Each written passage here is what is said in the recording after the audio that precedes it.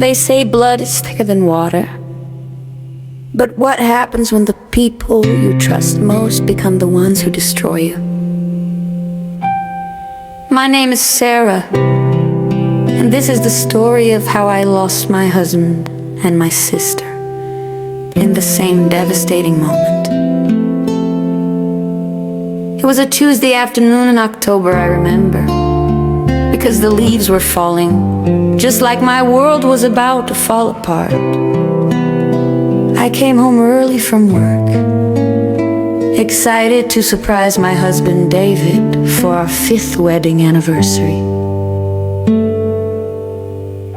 The house was quiet, too quiet. David's car was in the driveway, but he didn't answer when I called his name.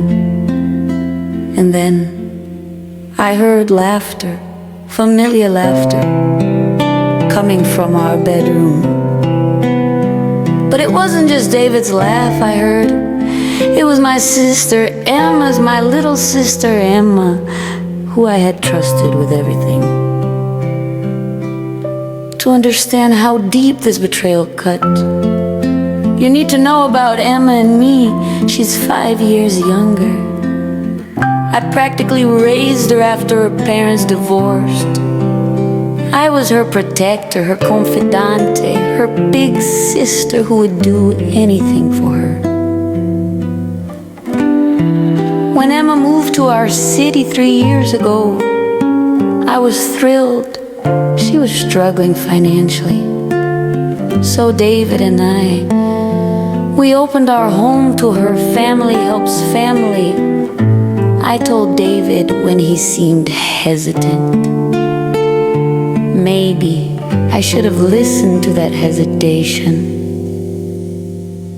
Emma lived with us for 8 months. She found her feet, got a job, found her own place just 15 minutes away. But she was always around Sunday dinners, movie nights, girls' trips.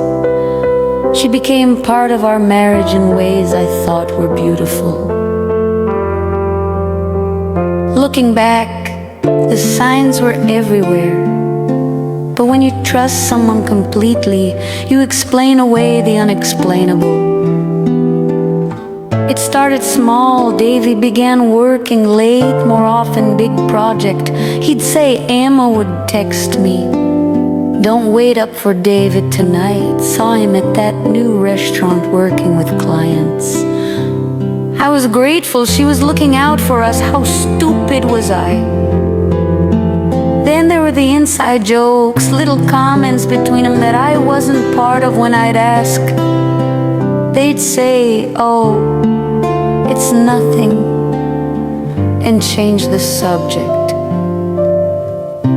Emma started dressing differently when she came over. More makeup, tighter clothes. "I'm dating someone new," she'd say with a secret smile.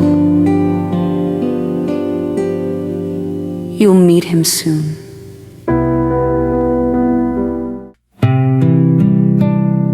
I guess I did meet him. I was married to him. The worst sign?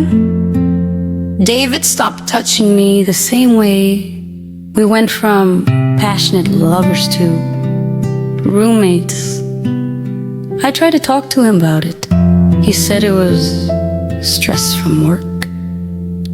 I even asked Emma for advice, my own sister. I told her I was worried about my marriage, that David seemed distant. She hugged me and said, "Some men just need space, Sarah. He loves you." All while she was sleeping with him. Back to that Tuesday, I'm standing outside my bedroom door, hearing my husband and my sister laughing, intimate laughter. I opened the door and my world exploded. They were in our bed. David was shirtless. Emma was wearing his shirt, my husband's shirt, and they were sharing Chinese takeout like this was normal, like this was their life. That was me dropping my purse. They looked at me, and for a moment, nobody moved. Emma's face went white. David just stared. Sarah, David started, but I held up my hand. How long? That's all I could manage. 2 words. Emma started crying immediately. Sarah, I'm so sorry. I never meant. How long? I screamed it this time. David answered, 6 months.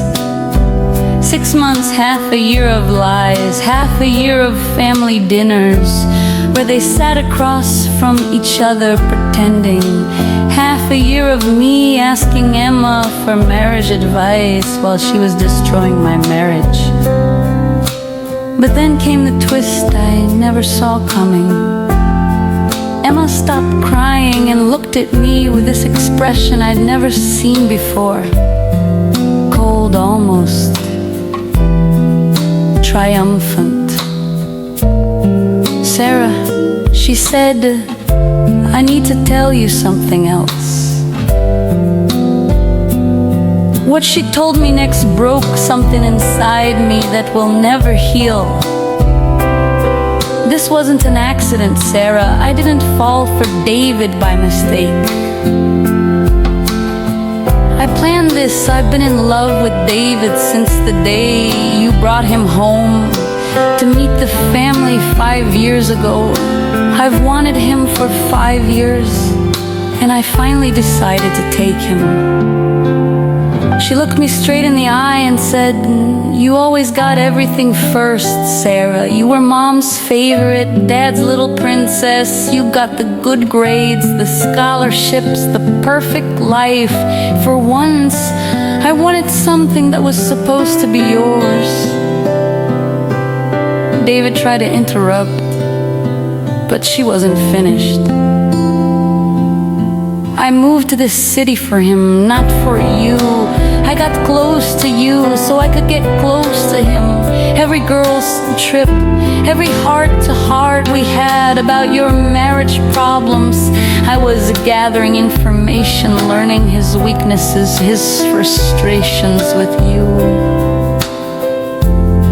My baby sister, the girl I raised, she had been planning to destroy my life for years. You know what the strangest thing was? In that moment, I felt relief. Finally, the truth. Finally, I could stop doubting my instincts. I looked at David, who was sitting there, pale and speechless. And you. I asked him, did you plan this too? He shook his head. Sarah, I swear, I never meant for this to happen. It just developed. It developed. I laughed, and it was not a pleasant sound. My sister systematically planned to steal my husband, and it just developed. Emma was watching this exchange like it was entertainment. She actually smiled when David couldn't answer me. That smile told me everything I needed to know.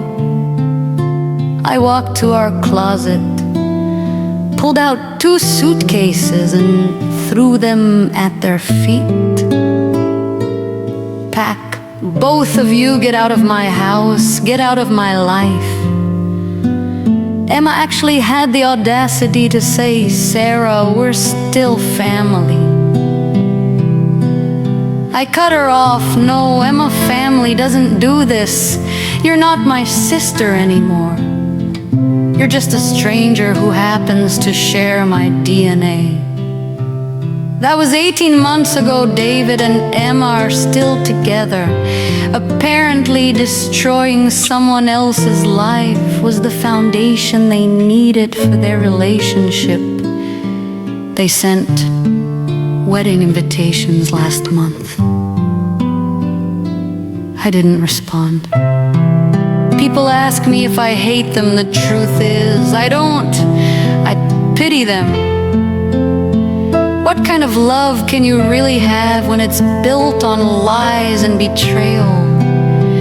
What kind of trust can exist between two people who are both proven liars? The hardest part wasn't losing David. I realize now that I'd already lost him months before I found out. The hardest part was losing the sister I thought I had. But here's what I've learned. Some people come into your life to teach you what love looks like, and others come to teach you what love doesn't look like. Emma and David taught me that real love doesn't scheme, doesn't manipulate, doesn't destroy others for its own happiness. I'm dating again now, someone new, someone honest, someone who would never look at my sister as anything more than my sister.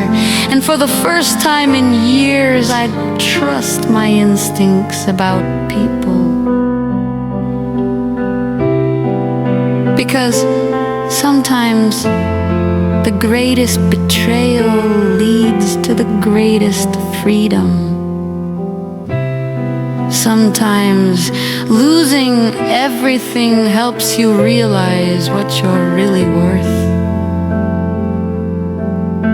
And sometimes losing everything is how you find yourself.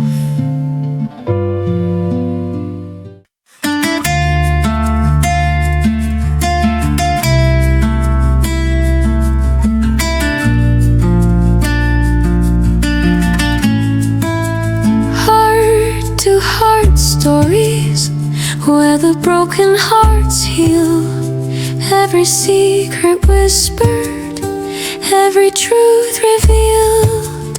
In the quiet moments when you're feeling alone, remember your story deserves to be known. We cry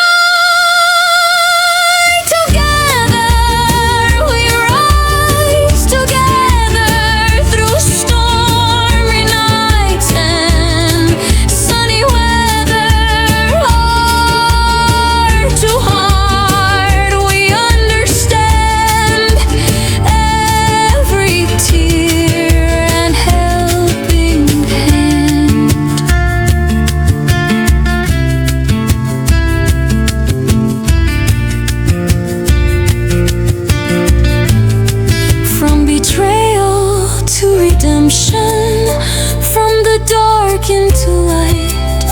Every voice that's been silenced finds the courage to fight.